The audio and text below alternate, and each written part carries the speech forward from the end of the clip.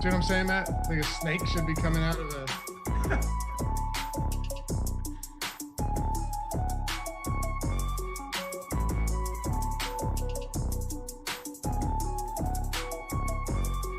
What's going on, everybody? Welcome to the Awesemo.com NFL Strategy Show, Monday morning Showdown edition. One of our favorite shows of the week, hopefully one of your favorites as well. I'm Dave Loughran. With me, as always, Matt Gajewski. And joining us again, this is going to be a thing. This is going to be a thing going forward. Former defensive end for the Chicago Bears, Alex Brown. Alex, what's going on, man? You go ahead. You know what? You want to fire away.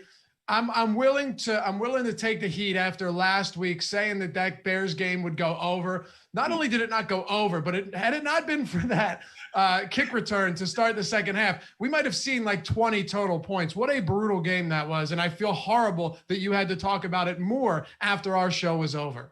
Absolutely. I mean, I've been watching this right here all year. So it's been, I've kind of got accustomed to it, and I kind of expect it. So to think a Bears game is going to go over, yeah, I'm not going to go with that until they change something drastically on offense.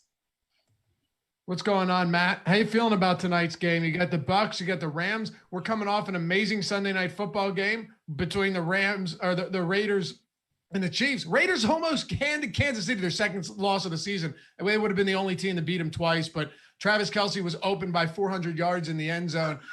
We got an awesome game. I'm hoping we get another one today. Yeah, it sets up that way. I mean, the total is 48 points. That's pretty good. Tampa Bay, slight favorite. Two good teams with some playoff hopes here. So I'm excited for the game. We're happy to have all you guys with us, too. If you're in the chat, if you're just jumping in now, hit that thumbs up. But more importantly, if you haven't subscribed to the channel yet, you know what to do. Hit that subscribe. If you hate it, we'll refund your misery. Just click unsubscribe.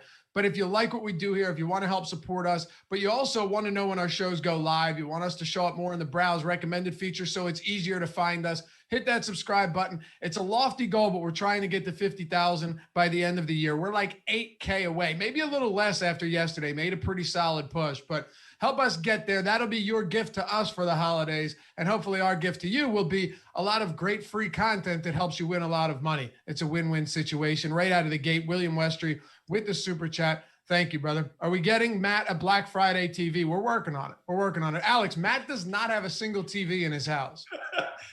I know. I saw the show and he said that, and I'm like, gosh, and it's freezing in there apparently. So I'm like, come on, we got to do something. I got to call Amazon or something to get his stuff shipped over there. He's just like shivering on a rocking chair all day before he has to do his shows. All right, let's dive into it. The Tampa Bay Bucs, Alex, are 48.5 point total in this game. The Bucs are 4-point favorites at home. A general overview before we get into this. How do you look at both of these teams as far as good, great secondary for the Rams? Bucs have a good run defense. It could be a relatively low scoring game, but you said something to me before the show that you actually could see this as a game where the Rams are forced to try and run the ball. So explain that, and then we'll jump into this LA team. The reason I say that is because, I mean, you look at on the surface of it, you look at the Rams or you think, well, Aaron Donald, and now you got a resurgence of Leonard Floyd and all the sacks that they get. Well, the Tampa Bay Bucs actually have more sacks than them. They just do it by committee with Barrett and Pierre-Paul and all those guys. So, I mean, they have 8 guys with 2 or more sacks. So there's a lot of guys getting after the quarterback. And we're not just talking about, I'm just saying sacks now, but there's a lot of pressure they put on the quarterback. So you don't want to have those guys get in those sprinter stances and just tee off on your quarterback. So a lot of to run the ball, to do a bunch of screens, to kind of, that's what you do to offset a team that runs like speed team. So I think that's kind of the blueprint we'll see tonight. And that's honestly, I think that's for both teams. You don't want that quarterback to hold the ball in that pocket, and neither one of them, they're very fleet of foot, if you know what I mean. Yeah, Matt, it's a good point. I think a lot of people are going to look at this as, well, Tampa Bay does a great job of stuffing the run. And it's true. They've dealt with injuries too on that defensive line and managed to plug the holes quite well. We all talked about it before the show that Todd Bowles has done a phenomenal job with this defense. And then the Rams are a team where it's pretty obvious Sean McVay doesn't want the game to be won or lost on the arm of Jared Goff. I think we can all agree there, right? They make it easier for him to get the ball out of his hand. And it is contributed to some pretty big games for receivers. But at other times, if you force him into a tough spot, if you bring pressure to Jared Goff, he really gets rattled. And it feels like that's when his worst games happen. And I think that pressure is going to be crucial tonight. They do not have their left tackle, Andrew Whitworth, who's on injured reserve. AB's talking about all the pressure that Tampa Bay generates. I see this being a big factor in the game. The Rams have played a lot of 12 personnel, especially of late when they're in competitive games. I think that's just to try and help protect Goff. We know about his splits when he's under pressure. All right, so talk to me a little bit about the quarterback position. We'll dive into it and we will work our way through it. Wide receivers, all the pass catchers, running backs for the Rams, and then move it over to the other side and tie this all together. We want to hit on everything too. No stone left unturned for these showdown shows because every single little bit is extremely important. And a lot of times these $200 or $300 players, the cheap players, can be the reason that you make a good lineup, make it fit, and then end up winning the $1 million, which DraftKings and other sites, I think FanDuel's around that or something, paying out tonight. So where are you going with Jared Goff? He's the second highest priced player on the slate behind only Tom Brady. I think Jared Goff, for the reasons we mentioned above, is going to be extremely volatile. If Tampa Bay can generate a lot of this pressure, we've seen this really throw off some of his games. The thing with Jared Goff, though, is this LA team is extremely sensitive to game script. They are one of the run heaviest teams in the NFL, but they've been playing with leads almost the entire year. They obviously are a very good team. Last year, Jared Goff tied for the league lead in pass attempts. Just 2 weeks ago or 2 games ago, I believe they had their bye in there. 2 games ago, Jared Goff attempted over 60 passes. That was when they were obviously a negative game script in that instance. If Tampa Bay gets up to a lead, which is what bookmakers are currently projecting, they're going to let Jared Goff throw. So do you like Jared Goff today? AB, is he someone that stands out to you as a solid option that you can pair with some pass catchers that you really like? Yeah, I mean, I do like him. I think a lot of people are going to go just looking at what Tampa did last week and how explosive that offense can be. To go with Jared Goff, I don't know what the ownership is right now, but I can't imagine Jared Goff being more heavily owned than Tom Brady. So I think Tom Brady will be the guy that most people will kind of go to, but it's just it for both sides. You don't know which pass catcher is it going to be. They have so many weapons on both sides that you just don't know. So who are you going to pair with Goff? Are you going to go with the game script that they're going to get pressure? Tampa is, and he's going to have to get the ball out quick. So is that more Wood, Higbee, Everett? Are those the guys you want to go with? Or can he hold the ball a little bit to kind of push the ball down the field to maybe get Cooper Kupp and Josh Reynolds involved that way? So it's going to be tough, but I do see him as a guy that you have to really think about playing. Like, you can't just not play him, I don't think. You know what I just realized? You got a webcam set up, AB? Yeah. Oh, okay. I thought you were on the phone last time. Oh, you know what? You were in a hotel, weren't you? I was in the hotel. You were in a hotel. That's right. Okay. Matt, when I ask about, do you like a player, when I asked, did you like Jared Goff? Obviously, you're playing Jared Goff in most cases anyway, because it's a showdown slate and there's only one game. But when I say, do you like him? Essentially what I'm saying is, do you feel confident in him? Do you see this as a potential blow-up spot? And you do. Let's talk about some of the pass catchers here, though, because this is where it starts getting interesting. And that 60 pass attempt game you were talking about from Goff against Miami, Cooper Kupp saw 20 targets. But I want to start with actually neither of the big two and go straight to Josh Reynolds. Over his last 3 games, he has targets of 10, 9, and 8. One of those games against Seattle was a relatively close-fought game. They end up winning it by 7. They lost to Miami. He had 9 targets. But then again, in a 2-touchdown win over Chicago, he had 8 targets. So it wasn't just that negative game script falling from behind game against Miami that Josh Reynolds was worked in. He has seen 27 targets over his last 3 games. And I think that needs to be talked about. It absolutely does. And I think there's a misconception here that Cooper Kupp is like de facto wide receiver 1. He's on the field every single snap. It's actually not true. This team ran a ton of 12 personnel, especially when Whitworth got hurt. that actually didn't pull off Woods. It didn't pull off Reynolds. It pulled off Kupp. Kupp only played on 53% of snaps last week. Josh Reynolds and Robert Woods played a full complement of snaps. Yep. This doesn't matter quite as much because when Kupp is on the field, he's heavily targeted. So I don't think it naturally affects him that much. But speaking to your point on Reynolds, he's a full-time player in this offense, and he's not coming off the field no matter what happens. AB, we know the one area of weakness, at least through what we've seen this season. Last year, it was obvious, but this year, Tampa Bay has bolstered their secondary a little bit, but it's still weaker than the ground game. And they've got a lot of young bodies out there that are occupying the secondary as well. Who do you like most? Who do you think fits best in terms of how they play the game at the wide receiver position, whether it's Cooper Kupp, Robert Woods, Josh Reynolds? Maybe it's more than one of them. I like Robert Woods, honestly. I like him. I think Cooper Kupp they'll try to take somebody away, and I think it'll be Cooper Kupp. When you see this offense really go, Cooper Kupp's always a big part of it.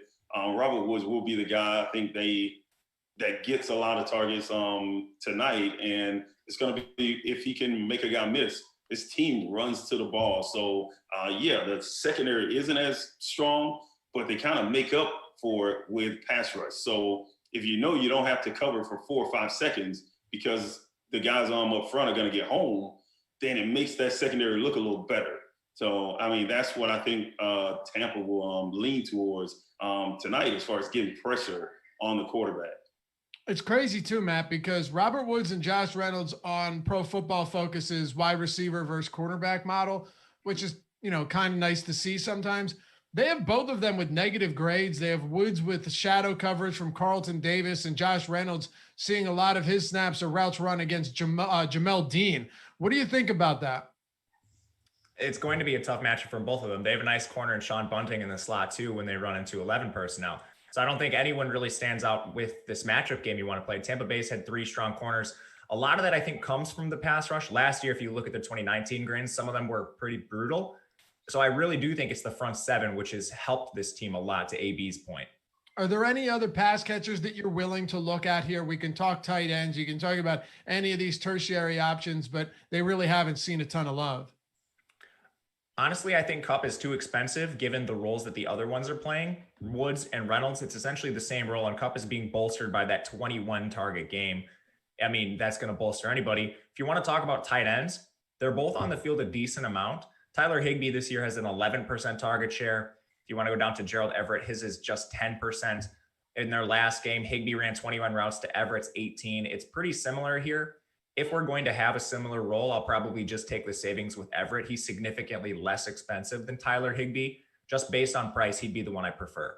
Van Jefferson, the young rookie, seen one target in 6 of his last 7 games. The only game where he didn't see that was where he got 2 when Jared Goff threw 60 times. So I don't really see a considerable amount of upside with someone like Van Jefferson here. He hasn't scored yet on the season, and he has 15 targets in 8 games, averaging less than 2 per game.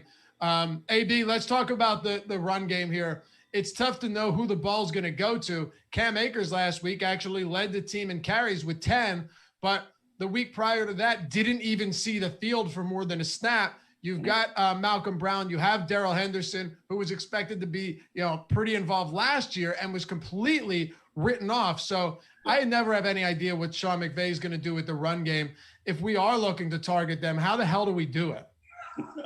I guess you look at who's getting the ball in the red zone. Last week, I think you saw the quarterback throw the ball all over the place, and then when they got in the red zone, they hand the ball off. Malcolm Brown I think he got 2 touchdowns last week. That's what I think you look at, and you hope that one of your guys is the guy that gets an end zone. So Malcolm Brown seems to be that guy right now. I would kind of steer away from it, honestly, because you just don't know. I think it's very much like, New England and how they're running backs. Like you have no idea who's going to do what on any given week, who's going to be that actual bell cow for that week. So if I had to pick one, I'm going Malcolm Brown because just recent bias. He was the one that got in the end zone. He was the one that they leaned on inside the red zone. Yeah, Matt, it's tough. Malcolm Brown and Darrell Henderson in the flex spot, not in the captain spot, in the flex spot, are 5,800 and 54 respectively. Cam Akers is down there at 2,800, so he's half the price. Maybe there's some incentive there to say, okay, Cam Akers is half the price of these guys. He's cheap. He's seen 19 carries over his last 2 games. Sorry, the one against Chicago, actually a prime time game you and I discussed, was the one where he wasn't on the field at all. But he has seen 19 carries over the last 2 weeks. He's not getting targeted at all in the passing game, but he is kind of cheap. Is there any merit to looking his way or to Malcolm Brown or to Darrell Henderson in a matchup that already out of the gate is not good? It's only based on price because Akers is still barely playing. He only played, let's see what it was, 18 snaps last week, and he's clearly behind both Brown and Henderson. I think in competitive games, similar to what AB said, Malcolm Brown is the guy they trust the most. He's the back that has the most receiving work out of this team. And if this team gets down, which is what bookmakers are projecting, it's going to be Malcolm Brown over Darrell Henderson and over Cam Akers, which is interesting to me because Cam Akers is a guy that caught a lot of passes in college. He had 30 receptions in his final year. But for whatever reason, Sean McVay just doesn't seem to think he can do it. So do you not think that at the discount it's worth it, even at 2,800? I would probably not play Akers. I would rather play someone like Gerald Everett. Okay. So favorite cheap player from the Rams today, would it be Everett? It's Everett for me. If you want to include Malcolm Brown in this, I don't know where we're drawing this threshold, but for a cheap runner, I think Malcolm Brown is someone I'm going to look at. I think he'll see the most work and the most pass game work out of this team. Otherwise, it's Everett, and there's a lot of reasons to think that he'll get on the field. They don't have their left tackle, so they'll probably use more 12 personnel to help chip there. Everett's the pure receiving tight end. They use Higbee more as a blocker. I know Higbee is kind of a good two-way tight end. Everett's essentially just a pass catcher. He'd be the guy I look to down there. All right, I just want to play devil's advocate for a moment here, and then we can move on to Tampa Bay. If you look at Cam Akers' red zone touches last week in Week 10 in that win over, was it Seattle, right? Seattle? Yeah. He actually had 5 carries inside the red zone, 2 inside the 10 and 1 inside the 5, which to me is not that bad, especially given the 3-man rotation in LA.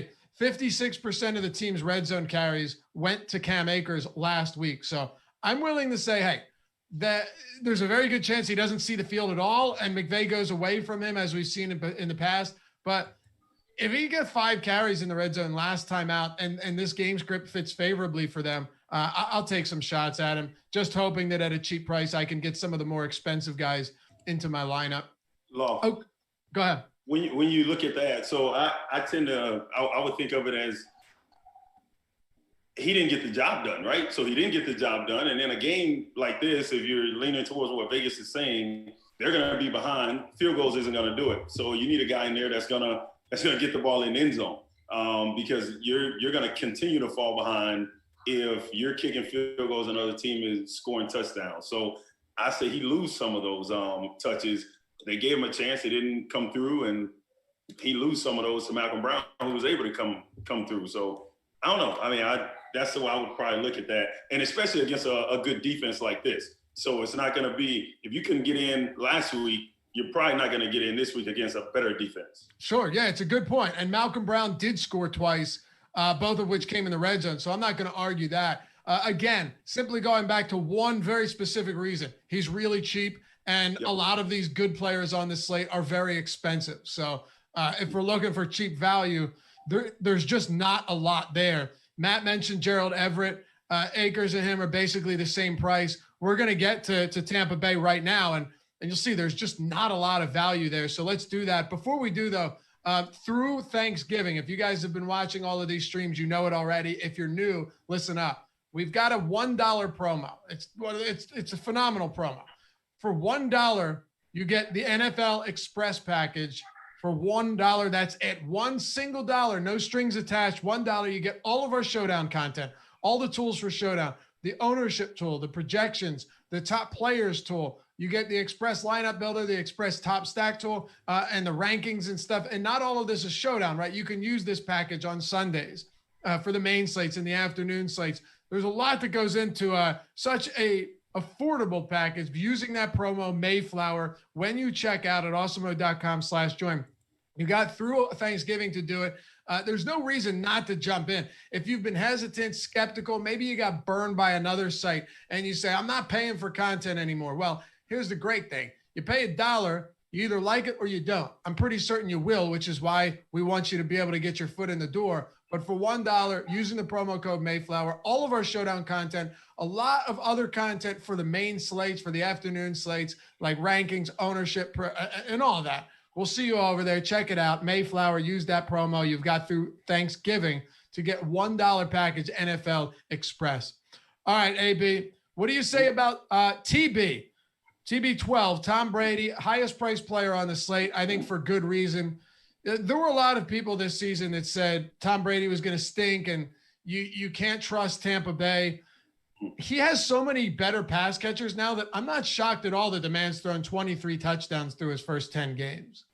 I'm kind of shocked he hasn't thrown more, to be honest. I mean, you saw what Winston was able to do, and when you compared it to, I mean, I don't think there is a comparison between Winston and TB12. So I thought he'd do more, even with them not meshing in a normal offseason, if you will. But the players that he has around him, they're just so dynamic, whether that's Fournette in the backfield, you got Jones, and then all the pass catchers, adding in a guy like Antonio Brown, you bring in Gajewski. I mean, it's just, he has so much. So it makes it very difficult to hone in on who's going to be that guy for that game. So that's going to be tough, but Tom Brady's going to be the guy that leads that charge. So I think he is a guy that you have to have. How about you, Matt?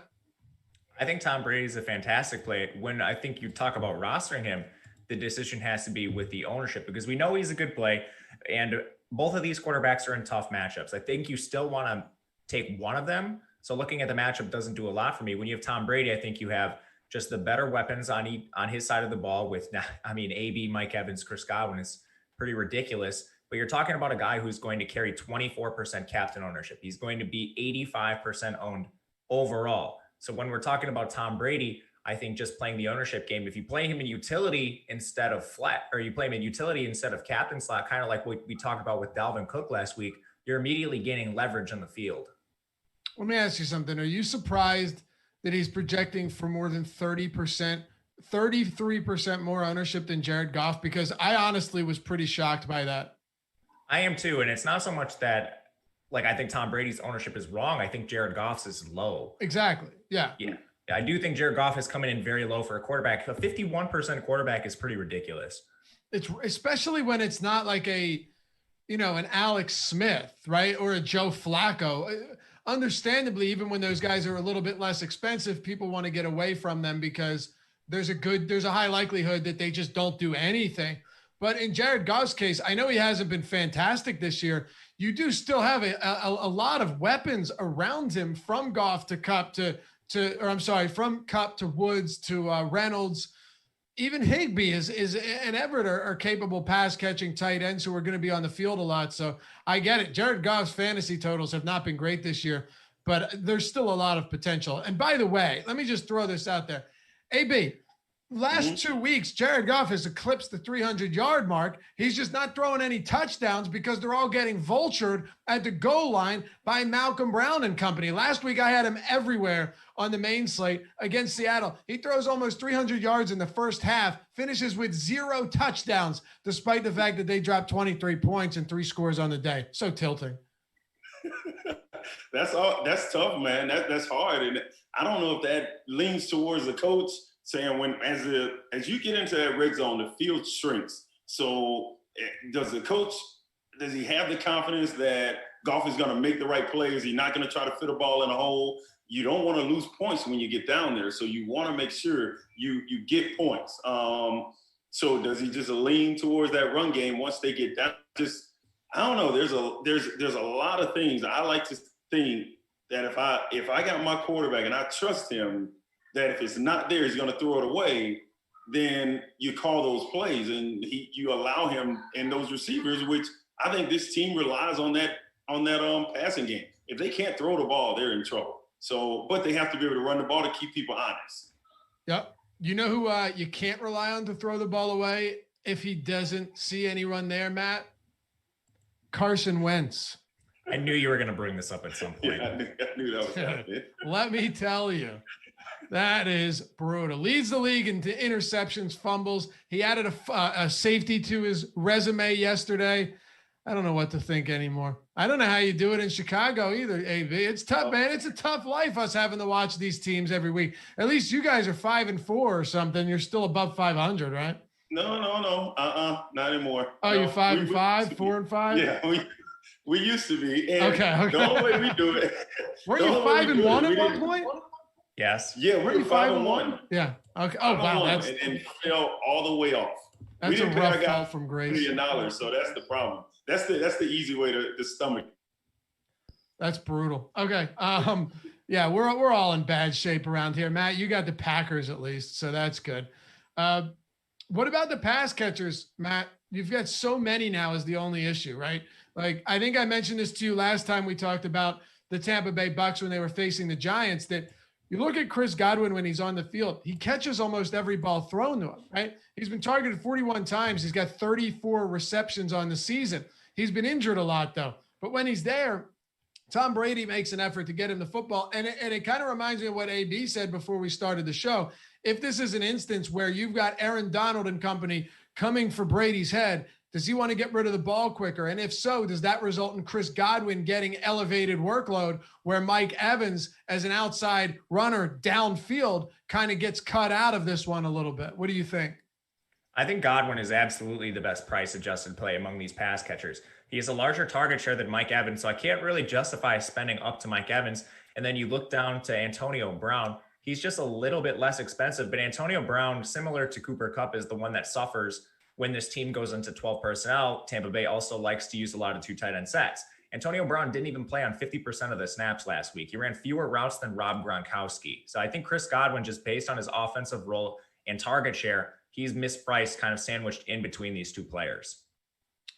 AB, how do you feel about these guys? A bunch of names from Antonio Brown, another AB, to Chris Godwin, to Mike Evans, to Rob Gronkowski. There's a lot of mouths to feed. There is, and I like to lean towards the guys he feels the most comfortable with, and those guys are. I think it is Mike Evans. I mean, he is expensive, but I think he will feel more confident, and Mike Evans will get some targets down the field.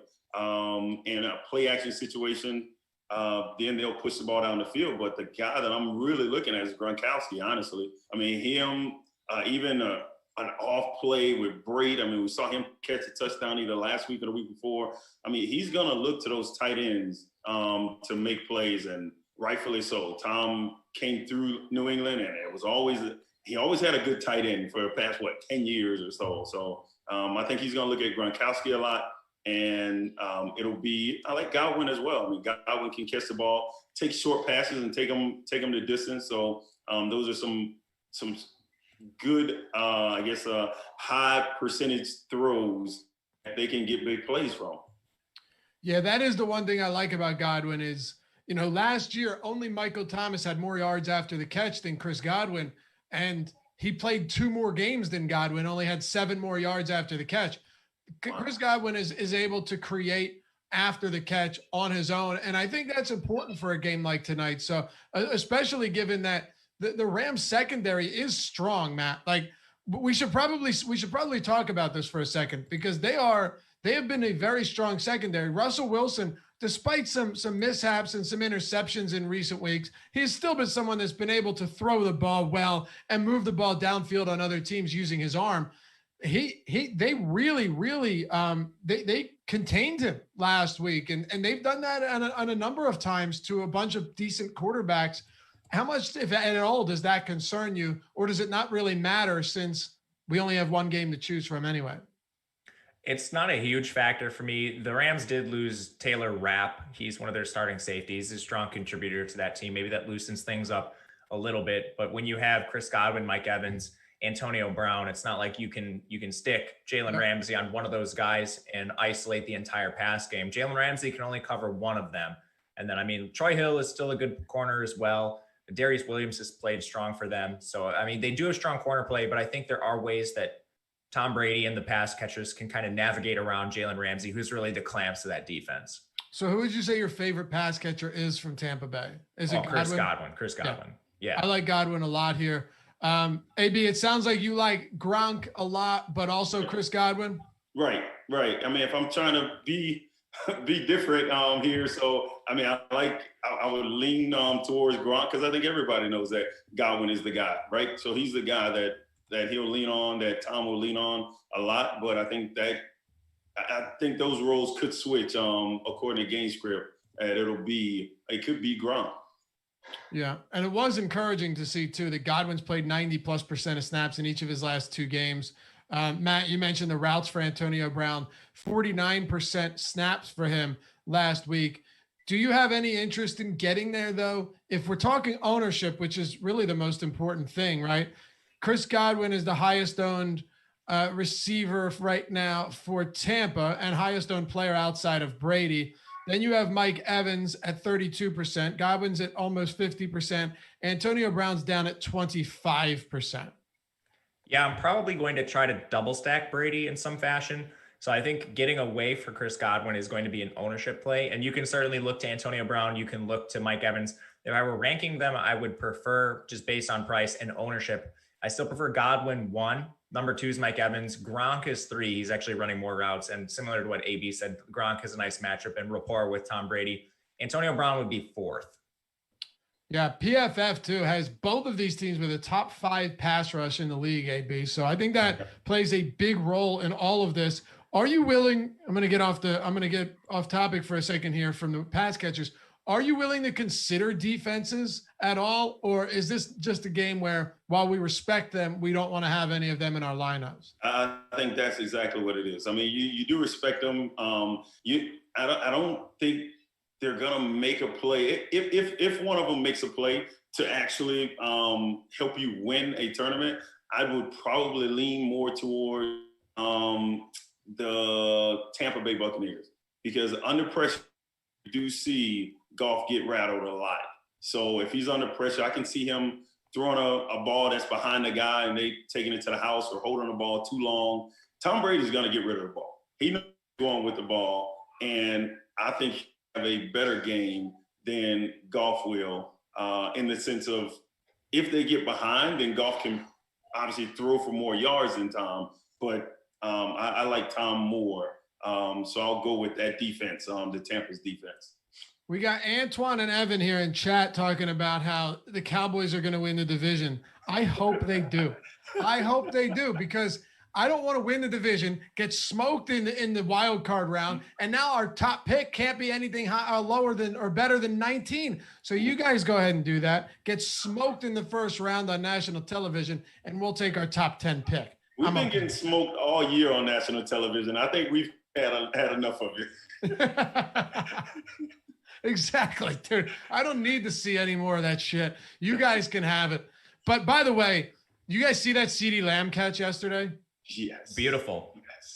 I went out and said it was the best catch of the season because of the adjustment he had to make on that. And I had people go, what about Hopkins? I said, I get it. But I don't know how, AB, how do you contort your body like that? That was one of the best catches I've seen in a long time. I can't do it. I mean, I guess it's great to be 22, 23 because there's no chance I'm ever doing that again, ever. Yeah, Matt, that was, I mean, CeeDee Lamb is an extraordinary player. Meanwhile, Henry Ruggs wasn't targeted once until late in the fourth quarter. Yeah, John Gruden, I'm not sure he knows what he's doing in the draft, but that's neither here nor there. CeeDee Lamb done a good job with the Raiders, though, just as a team, winning games.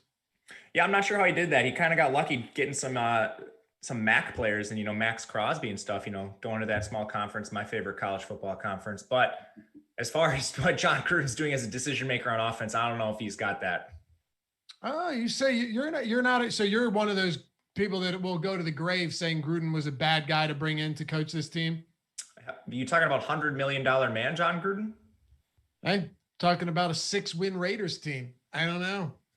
They beat the Chiefs already once this year and almost did it twice. I can't talk bad of him too much. What do you think about the ground game for Tampa Bay? Ronald Jones coming off easily his best game of his career, almost eclipsed 200 yards, is one of only 4 running backs now with a 98-yard touchdown run in NFL history. Some impressive stuff from RJ too. Now he's coming into this spot against the Rams. And of course, he always, no matter how well his prior performance was, has Leonard Fournette breathing down his neck. Yeah, you are at the mercy of the whimsical nature of Bruce Arians when you talk about the runners here. Ronald Jones, just prior to his 24-touch game, had a 6-touch game. You look at Leonard Fournette, 4 and 3 games ago, 17 and 18 touches. So I think it's just honestly the hot hand approach. Whoever performs well early in the game gets a majority of the work here. When you're talking about Fournette versus Jones, Fournette is significantly cheaper. So that's why I'm going to lean just based on volatility of the entire situation. How about you, AB? Any preference here? You have any strong lean one way or the other? Yeah, I mean, I'm with Matt on this one. I mean, I don't really lean one way or the other on either one, but because Fournette is half the price, I mean, it gives you so much more leverage, and he's not gonna double in this game. He's not gonna double Fournette's productivity. So I just don't see that happening with the type of defense that he's playing, that he's going against. So I don't see him running the ball. I think it's going to be a quarterback game. I think it's going to be a receiver game. It's going to be, if you want to, can you stomach playing Higbee or Everett?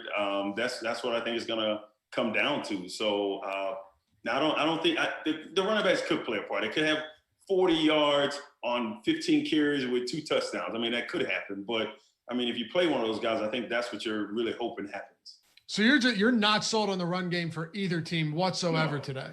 No, I'm not. I think this right here, I think the teams will have to throw the ball. The teams don't give up many points. I think the Rams are second in the league at just under 19 points a game. They don't give up a ton. And when they do, I mean, I think it's going to have to be through the air, even though they get sacked. So they get pressure on your quarterback. But when you can go play action and max protect, and now you can push the ball down the field, we've seen Ramsey beat. I mean, hell, the Bears had Ramsey beat a couple times. It was just the pass rush got there, and they weren't able to protect Foles long enough that he can actually hit those plays. So you see Ramsey beat by double moves a lot, and I think he can be beat tonight by a double move. It's a good point. Matt, if you look at our Awesemo's top showdown single game plays tool for today, which is taking the probability that these players are going to be the top scorer, it's important, right? Because of the captain spot. Or they're going to be 2 through 6. What's the percent that they're going to finish 2 through 6 in the utility or 2 through 5 on FanDuel? All of this is for a reason, right? It's all catered specifically to the structure or the structure of how these lineups are set up. By the way, like I said, that $1 with using Mayflower, this is included in it. It's an awesome tool, and the Showdown ownership for every day. And I forgot to mention this as well. With Thanksgiving coming up, you're going to have 3 Showdown slates alone just on Thanksgiving. So a ton of Showdown content for $1. You get all of that stuff. But Matt, Ronald Jones, 35% utility spot ownership. He's got a 35% chance of finishing in the 2 through 6 spot, whereas Leonard Fournette, 23% ownership, 28% chance of finishing in that 2 through 6 spot. So as far as the likelihood that one of them finishes in the top 6, they're really not that far apart as far as the likelihood goes. No, they're not. And I can't really draw a trend from Bruce Arians' usage. It's not like one of these guys has really underperformed. They both had big games. Of course, you mentioned the 98-yard touchdown run from Ronald Jones. Fournette's had good games himself, and Fournette's been targeted a lot when he's on the field more. I honestly don't know who's going to get the ball more, so I'm just going to side with ownership. I'm going to side with the pricing and go with Fournette. Okay. Andrew says, can't believe Alex Brown is on Awesemo, getting the shout out, AB. You've been on it. This is like your 4th show, isn't it? I know. Come on. He needs to be more consistent watching. What's going on? Yeah, this has been every Monday for I don't know. Is this our 4th show? I think it's our 4th, 3rd or 4th. Not sure. 3rd or 4th. 3rd. 3rd or 4th. Yeah, but yeah, we're having a good time, man. So tell your friends. AB's over here on Awesemo breaking down Monday Showdown edition slates with us. And man, we love having you here. It's been pretty fun. Do you like any kickers? You got to go there. I told you, no stone unturned at the top of the show. He was all on Santos last week. Oh yeah, that's right. I was. Even though I like the defenses, I mean, I just don't. I don't think this game is going to be won by kicks. I just don't. I think you're going to have to score touchdowns. So when you look at Suck Up or is it Forbath? No, Forbath is gone. So is it Gate? Yeah, they brought in, who was it that hit the IR? A Forbat hit the IR. Matt Gay came in, and then you had McGinnis. So DraftKings actually has 3 different guys on the available here. But I think as of now, it is Matt Gay who's expected to get the nod. Okay. I don't think they won't be a part of my lineup, honestly. I think it's going to be, you're going to have to get the ball in the end zone to win this game. I don't think any team scores over 30, but I do think it's going to be touchdowns that you're going to need. So I'm gonna pass on the kickers. All right, Matt, how about you? And I didn't ask you about defenses yet either, so feel free to touch on that. Yeah, I think it's just mixing in kickers where it makes sense, where they fit. And they're not a strong priority for me. Again, I prefer the kickers in lower scoring games, just so they have a chance to actually outscore some of the skill position players. I don't think there's a strong likelihood of that, so it's just going to be a mix and match situation. The defenses I'm slightly more interested in just because they both generate a lot of pressure, especially with Jared Goff. We're dealing with a turnover prone quarterback when he's like getting pressured a decent amount. So I think looking to Tampa Bay's defense makes some sense. LA for the same reason. I'll mix and match those two at a slightly higher rate than the kickers. So Matt, if you're starting your lineups off, right? I ask you to plug one guy into the captain spot, one guy into the utility spot. Okay. Who would it be in a single entry or a 3-max contest for tonight? Relatively large size field contest, like the 5-10K to first 3-max or single entry. So decent size, but nothing like the Millie Maker that we've seen. Yeah. So a decent size field tournament. I'll still probably look to someone on Tampa Bay in the captain slot. They're projected to win this game, obviously higher implied team total. I think you can look to someone like Godwin in that instance because we're talking about like a mid-range field size. With Godwin in particular, you are dealing with some captain ownership, but he's still the 4th most owned captain. So you're gaining a bit of leverage there, and you can really work the rest of your roster to be unique in a mid-sized field tournament. It's not like you need to get completely off the board with captain. Then to correlate, I would just slot Brady into utility slot. You're already drawing some leverage there because he's projected to be the most owned captain. AB, your favorite captain spot player for tonight? I can't shake Gronkowski, honestly. I mean, just ownership, honestly. It's going to be ownership. Not many people will have him there. I think he'll be the go-to guy, though. I can see him getting 6 for 85 and a touchdown. I mean, I think that would be – he could get 2. I mean, Gronkowski is going to be the guy tonight. I think he is the guy that Brady looks to. But the other guys, I mean, it's Evans. I don't think he pushed the ball down the field against his team. Evans wouldn't be the guy that I would use for that, what we were talking about just earlier, a double move against Ramsey. I mean, he's not that type of guy. So that would be a Godwin or something like that would use that. So I love Gronkowski. I will have him there tonight. All right. It's going to be Godwin for me, but I as crazy as this sounds, Josh Reynolds, Matt, we did a show together not long ago with the Rams on the slate. Josh Reynolds was in the winning lineup at captain that day. Nobody else. Josh Reynolds was in the captain spot of that winning lineup. I can't remember what the game was. I believe actually it was against Chicago. It was against Chicago. It was just an ugly overall game. He's going to get no captain spot ownership. I don't think you necessarily have to go there, but I'm not afraid to look to one of these Rams receivers at the captain spot. Right now, Chris Godwin's ownership there is 10%. Cooper Kupp is 12%. Woods is 8%. And then Josh Reynolds is down at sub 3%. So as far as pass catchers, receivers go, I'm not afraid to get a little bit different. As AB said, getting a little bit different with Gronkowski there. I don't think it's crazy with Reynolds, given that he's seen 8+ targets in each of his last 3 games. He is a legitimate starting wideout for this team now, and that's going to open things up. All right, AB, given that you think this is going to be a pass-heavy game that kind of abandons the run, I'm assuming you're going to take the over here? I will take the over. Yes, okay. I will take the over. I do like the defenses, but I think the offenses are just good enough to hit that over. So they make just enough plays. There are some big plays out there to be made on both defenses. And Bucs, you look at that, huh? I said, and Bucs laying 4 points. You like the Bucs to cover? or do you think Rams cover +4? I do think I'll go with the Rams covering, but I think the Bucs win, but the Rams cover. Yeah, I like this 4 points for the Rams, Matt, just because these are two good teams, and you could easily see this game decided by a field goal. So you can push it past that key number of 3, and you get 4. There's something I like about that. What are you doing, total and spread? And I like Tampa Bay against the spread, and I also like the over. I think there's a much better matchup on the Tampa Bay D-line versus the Rams O-line missing Whitworth. Okay.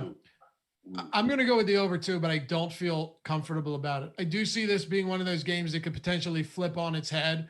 And just if the pass rush is getting there, AB, you and Matt have talked about it all show. The pass rush does get there and really disrupts the rhythm for Jared Goff and potentially Tom Brady. We could see things get a little bit out of hand here, but I will go over because, like you said, I do believe the offense edges out the defense on both sides of the field. So that'll be it for us, guys. Follow Alex at Alex Brown 96 on Twitter, Matt at Matt_Gajewski, myself at Laffy_D, LOUGHY_D, and Awesemo at Awesemo_com. And remember, all of our shows available in podcast form on any podcast platform. You can find them there after we record, or you can go back and watch this one if you're jumping in late. Just wait till it goes onto the YouTube page and it'll be right there. Last thing, I'll be back in about 10 minutes with Adam Scher and Josh Engelman breaking everything down from week 11.